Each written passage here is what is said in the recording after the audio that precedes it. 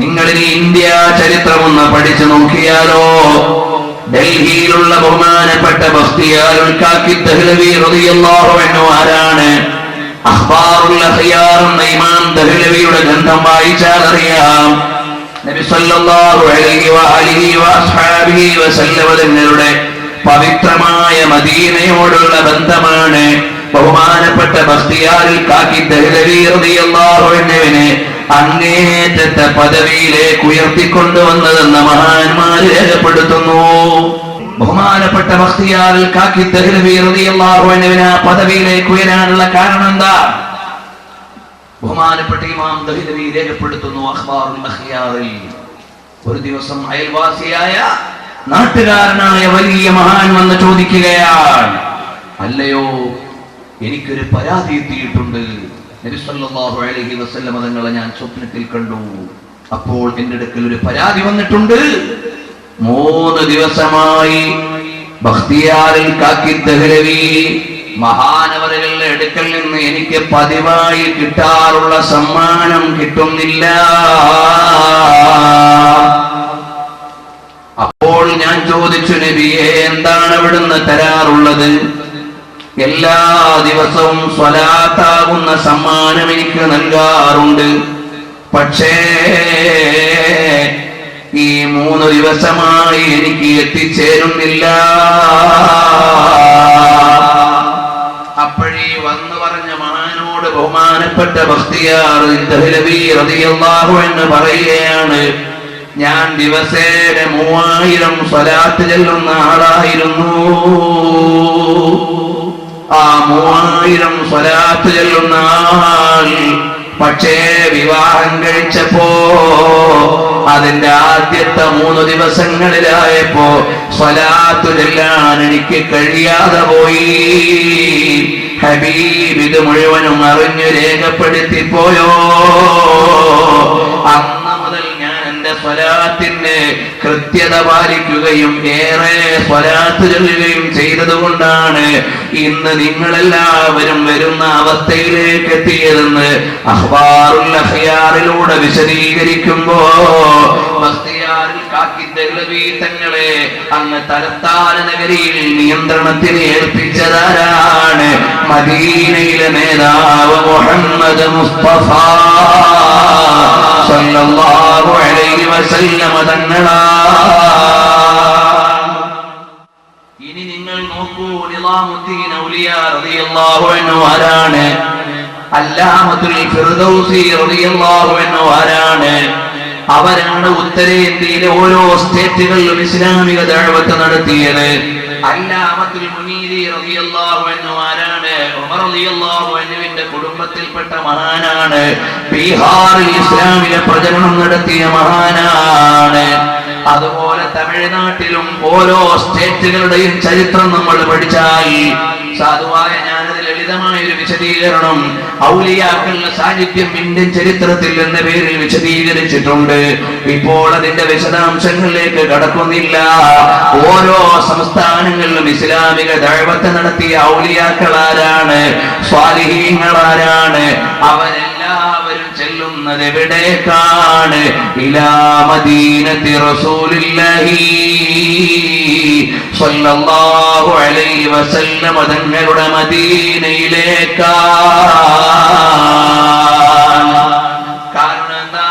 സുബ്ഹ് Taiba may ഹുയി ബൾതാ ഹെ ബാളാ നൂർ കാ खुसरवी अच्छी लगी ना पैरवी अच्छी लगी हम फकीरों को मदीने की गली अच्छी लगी. അധികാരമല്ല, അഭിജാത്യമല്ല, അംഗീകാരമല്ല, മദീനയിലെ ഒരിടവഴിയാണ് ഞങ്ങൾക്ക് അമൂല്യമെന്ന് പറഞ്ഞ മഹാന്മാരാണ് ലോകത്തുള്ള ഇസ്ലാമിക ദഅവത്തിന്റെ അമരത്ത് മുഴുവനും നിയന്ത്രണം നടത്തിയതെങ്കിൽ ആ മഹാന്മാരുടെ മഹബ്ബത്തിന്റെ പ്രപഞ്ചമാണ് ഇവിടെ തുടർന്നു പോരുന്നത്. ഓരോ ലോകത്തും നോക്കോ, ആത്മീയതയുടെ നിയന്ത്രണം മഹാന്മാരുടെ കയ്യിലാണ്. ഇന്ന് നമ്മുടെ നാട്ടിൽ കണ്ടില്ലേ, ഉയർന്നു നിൽക്കുന്ന ദർഗ മാതൃകകൾ ഔലിയാക്കളുടേത്. അതുപോലെ തന്നെ മഹാന്മാരുടെ സ്മരണകൾ നിലനിൽക്കുമ്പോ ചില ആളുകൾക്ക് ഇതിനെയൊക്കെ കുറ്റമായി പറയുന്നവരാണ്. എന്നാൽ നബി സല്ലല്ലാഹു അലൈഹി വസല്ലം തങ്ങൾ ഈമാനിന്റെ തലസ്ഥാനമായി പറഞ്ഞ യമനുണ്ടല്ലോ, അൽ ഈമാനു യമാനീ. നബി സല്ലല്ലാഹു അലൈഹി വസല്ലം തങ്ങൾ അവിടുന്ന് 3 തവണ ആവർത്തിച്ച് പ്രാർത്ഥിച്ചു കൊടുത്ത യമനിലേക്ക് പോയി നോക്കിയാൽ യമനിന്റെ സാംസ്കാരിക തലസ്ഥാനമായ ആസിമത്തു സഖാഫത്തുൽ ഇസ്ലാമിയ ഹദറമൗത്ത് എന്ന സ്ഥലത്തേക്ക് ചെന്നാൽ ജംബൽ എന്ന ഖബർസ്ഥാനുണ്ട്. ആ ഖബർസ്ഥാനിൽ മാത്രം 300 മഹാന്മാരുടെ മഖ്ബറയാണ്. അവിടെയാണ് ഫഖീഹുൽ മുഖദ്ദമ തങ്ങൾ കിടക്കുന്നത്, അവിടെയാണ് അബ്ദുല്ലാഹി ഹദ്ദാദ് തങ്ങൾ കിടക്കുന്നത്, അവിടെയാണ് അബൂബക്കർ സക്രാൻ തങ്ങൾ കിടക്കുന്നത്, അവിടെയാണ് ഉമറുൽ മുഖ്താർ തങ്ങൾ കിടക്കുന്നത്. അതുപോലെ ഒരുപാട് ആത്മീയ നേതാക്കന്മാർ 4 അഖ്താബുകൾ അവിടെ വിശ്രമിക്കുന്നുണ്ടെന്നാണ് ചരിത്രം പറയുന്നത്. ഇദാമുൽ ഖൂത്ത് പോലെ ഹദറമൗത്തിന്റെ ചരിത്രം പറയാൻ ബഹുലമായ ഗ്രന്ഥങ്ങളുണ്ട്. വാള്യക്കണക്കിന് ഗ്രന്ഥങ്ങൾ ഹദറമൗത്തിനെ കുറിച്ച് മാത്രം പറയാനുണ്ട്. അവിടേക്ക് ചെന്നാൽ വളരെ മനോഹരമായി പണ്ഡിതന്മാരുടെ പരിചരണമാണ് മഖബറയിൽ കാണുന്നത്. എല്ലാ വെള്ളിയാഴ്ചയും സുബഹി നിസ്കാരം കഴിയുമ്പോ വിപുലമായ സിയാറത്താണ്. നമ്മുടെ നാട്ടിലെ പോലെ ഒരു ഫാത്തിഹയോ ഒരു യാസീനോ നീട്ടു പോകുന്ന സിയാറത്തല്ല. ഓരോ മഹാന്മാരുടെയും ഖബറിന്റെ അടുക്കൽ ഇന്നത് ഓതണമെന്ന വദീഫ മുൻകാല ആളുകൾ ചെയ്തിട്ടുണ്ട്. ഫഖീഹുൽ മുഖദ്ദമ തങ്ങളുടെ അടുക്കൽ യാസീനാണ് ഓതുന്നത്. ഉമർ മുഹ്താർ തങ്ങളുടെ അടുക്കൽ ആയത്തുൽ കുർസിയാണ് ഓതുന്നത്. അബൂബക്കർ സക്രാൻ തങ്ങളുടെ അടുക്കൽ ഇരുന്നിട്ട് യാസീനാണ് ഓതുന്നത്. പിന്നീട് അബ്ദുല്ലാഹി ഇബ്നു അലവി ഹദ്ദാദ് റളിയല്ലാഹു അൻഹുവിന്റെ അടുക്കൽ ഇരുന്ന് യാസീൻ ഓതിയിട്ട് ഖുതുബുദ് ദഅവതി വൽ ഇർഷാദ് ആയതുകൊണ്ട് അവിടെ അല്പസമയം ഇൽമിന്റെ ദർസ് നടത്തിയിട്ടാണ് പോകുന്നത്. എന്നിട്ട് കൃത്യമായ ഒരു ടൈം ടേബിൾ പ്രകാരം മുൻഗാമികൾ ചെയ്തതനുസരിച്ചുകൊണ്ടാണ് 3 മണിക്കൂറോളം നീണ്ടു നിൽക്കുന്ന സിയാറത്ത് പണ്ഡിതന്മാരുടെയും മുതഅല്ലിമീങ്ങളുടെയും ഉമറാക്കളുടെയും നേതൃത്വത്തിൽ എല്ലാ ആഴ്ചയും അവിടെ നടക്കുന്നുണ്ട്. അവിടെ മഖബറകളിൽ വിപുലമായ ഉറൂസുകളുണ്ട്, ആത്മീയ വേദികളുണ്ട്. ഹൂദ് നബി അലൈഹിസ്സലാമിന്റെ മഖബറ അതിന്റെ സമീപമാണ്. മുഹാജിർ റളിയല്ലാഹു അൻഹുവിന്റെ ഖബർ അതിന്റെ വഴിയിലേക്ക് പോകുന്നിടത്താണ്. ഉവൈസ് ഇബ്നു ആമിർ തങ്ങളെ പോലെ മറ്റൊരു ഉവൈസുൽ ഖർനി യമനിൽ ഉണ്ടായിരുന്നു. മഹാനവറുകളുടെ ഖബർ നമുക്ക് കാണാവുന്നതാണ്. അദനിൽ ചെന്നാൽ അബൂബക്കർ അദനി എന്ന് പറയുന്ന മഹാനായ ഇസ്ലാമിക് ദാഇ അതാ നമ്മുടെ ബഹുമാനപ്പെട്ട സിഎം വലിയുള്ളാഹി മഹാനവറുകളുടെ ഒക്കെ മഖബറ കെട്ടി പരിപാലിച്ചതുപോലെ പരിപാലിച്ചുകൊണ്ട് മഖബറകൾ പരിരക്ഷിച്ചുകൊണ്ട് നടക്കുന്നുണ്ട്. ഇമാം നബവി റളിയല്ലാഹു അൻഹുവിന്റെ സഹപാഠിയുടെ ഖബർ അതാ ഒരു പ്രദേശത്ത് ചെല്ലുമ്പോൾ കടപ്പുറത്ത് കാണാൻ കഴിയുന്നുണ്ട്. അവിടെ വന്നിരുന്നുകൊണ്ട് ബഹുമാനപ്പെട്ട അൽഫിയ എന്ന കിതാബ് ബറക്കത്തിന് വേണ്ടി ചൊല്ലിപ്പഠിക്കാറുണ്ട്. ആജുറുമിയ എന്ന ലോകപ്രസിദ്ധമായ അറബി വ്യാകരണ ശാസ്ത്ര ഗ്രന്ഥമുണ്ട്. അതിന് ഒരുപാട് ഇമാമിങ്ങൾ വ്യാഖ്യാനം എഴുതിയിട്ടുണ്ട്. വ്യാഖ്യാനം എഴുതിയ ഇമാമിങ്ങളുടെ ലിസ്റ്റ് കിതാബിനേക്കാൾ വലുതാണ്. ആ ഗ്രന്ഥത്തിന്റെ രചയിതാവിന്റെ ഖബറിന്റെ അടുക്കൽ പോയി ആ നഹ്വിന്റെ കിതാബ് അവിടുന്ന് ഓതി തീർക്കാറുണ്ട്. അതുകൊണ്ട് ഇൽമിന്റെ ബസീറത്ത് കിട്ടുമെന്ന വിശ്വാസവും സ്വീകാര്യതയും ഉള്ളതാണ്. ഇതുപോലെ ഔലിയാക്കളുടെയും ആലിമീങ്ങളുടെയും എല്ലാം ഖബറുകൾ അതാ യമനിൽ വിപുലമായി നിലനിൽക്കുമ്പോ ഹദ്ദാദ് റളിയല്ലാഹു അൻഹുവിന് നിരവധി കിതാബുകളുണ്ട്. അതിൽ ഒരു കിതാബാണ് ഐനിയ എന്ന കിതാബ്. അതിൽ മഹാനവറുകൾ 4 പേരെ അതിന്റെ വ്യാഖ്യാനം ഇമാമുൽ ഹദറമി എഴുതിയിട്ടുണ്ട്. അതിൽ 4 മഹാന്മാരെ പറയുന്നുണ്ട്. എന്തെന്നറിയുമോ?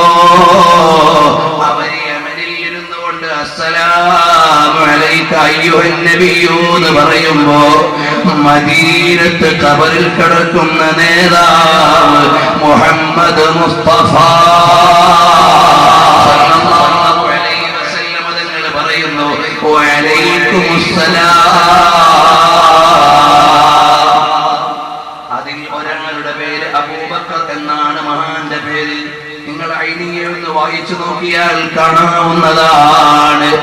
യമനിൽ ഇരുന്നു കൊണ്ട് അസ്സലാമു അലൈക അയ്യുഹൻ നബിയ്യു എന്ന് പറയുമ്പോ മദീനയിൽ കിടക്കുന്ന രാജാവ് മാമിൻ അഹദിൻ യുസല്ലിമു അലയ്യ ഇല്ലാ റദ്ദല്ലാഹു ഇലയ്യ റൂഹി ഫറദ്ദു അലൈഹിസ്സലാം. ഇമാം അഹ്മദ് ഉദ്ധരിച്ച നിവേദനമില്ലേ?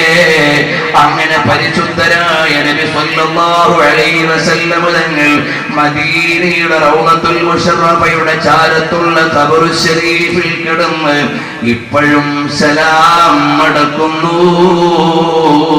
കേട്ട 12ഓളം മഹാന്മാരെ നമുക്ക് വായിക്കാവുന്നതാണ്. സഹചാരികളായ സാദാത്തീങ്ങളെ കുറിച്ച് അവരുടെ ജീവചരിത്രം എഴുതിയ ഒരു ഗ്രന്ഥമുണ്ട്. അതിൽ ബഹുമാനപ്പെട്ട തങ്ങൾ പറയാണ്, സാദാത്തീങ്ങളിൽപ്പെട്ട പലരെയും എനിക്കറിയാം.